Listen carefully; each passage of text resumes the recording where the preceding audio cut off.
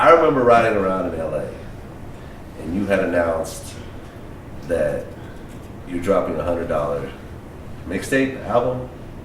Street album mixtape. It was called a mixtape because it wasn't my official debut, right. But it was all original. So I'm not gonna say who was saying it, but I'm on the radio and the DJs was clowning you. Yeah. Like $100 for an album. Yeah. Nipsey tripping, ain't no one gonna buy that shit. Come on, man. Like, come on, Nipsey, $100. Like, motherfuckers get that shit for free. Yeah. And look what happened. Yeah. What happened exactly? I mean, and to sum it all up, you know, we sold out in the first day. We passed what we expected to do. How many copies? 1,000 copies at $100 each. Okay, that's 1,000 and 100. That's 100,000. Absolutely. $100,000. Yeah. You know, it wasn't even about the money. That wasn't the headline. The headline was that we had something going on with our fans that they was willing to pay 10x what they used to paying for other products and other releases from other artists. They was willing to pay 10 times more for ours. Okay. And I think that's a statement that says something about the level of, you know, engagement and the level of connection and the level of respect that, you know, the fan base has for the message and for what we do. How did you really think of this idea? It was a book I read by an author named Jonah Berger. Okay. And it was referred to me by, you know, one of my mentors, Big Bob Francis.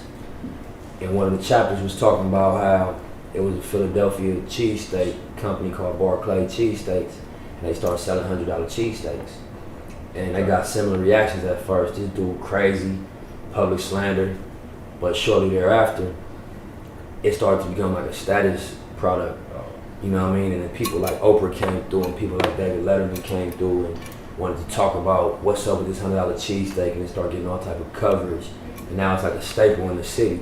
Really? It's so it's still around? Yeah, for sure. Okay. And it's still $100. For sure. That's that's like one of the, it's like Roscoe's in LA.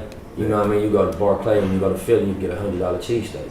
Okay. I heard, you know, my business partner George Panice was telling me about like $1,000 sundae, ice cream sundae, out here in New York with gold flakes in it. Right. You know what I'm saying? So it's something like that. It's just about, number one,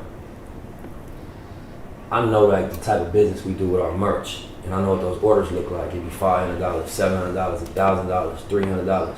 It was never a doubt that my circle or my, you know, my people that's riding with me would spend $100 on a product of mine. It was just about justifying it to them and making sure that the value that they got was worth more than 100. You know, that's why we made it a concert experience. We signed it handwritten, made it, you know, numbered each one to 1,000. Gave cool things away to like the first people that bought into the idea, and it was just historical. I think people like to be a part of history. People like to be a part of things the first time that they happen. Jay-Z bought into it. Yeah, most definitely. Did he just go and just order 100 copies, or did he hit you up or something like that? Like, was there a story behind it, or did he just order the copies? Nah, not a long story. You know, he sent word via his team, the Rock Nation team, that he wanted to support. You know, so I just looked at it as just a sincere move. Him being a dude that started out the trunk himself, was considered an underdog a good majority of his career, and just, you know, shattered everybody's preconceived notions about not only his success and his level he could take it to, but rappers in general. I think he kind of like resonated with the story of us taking shit into our own hands and just doing it our way. I don't know, I can't speak for his intentions, but that's what I would assume. So you never even spoke to him afterwards? Nah, we wrote a letter to Jay on behalf of the company just to thank him. Okay. And then one of his friends, Emory Jones, reached out, you know, through Rock Nation and was like they wanted to purchase some clothes.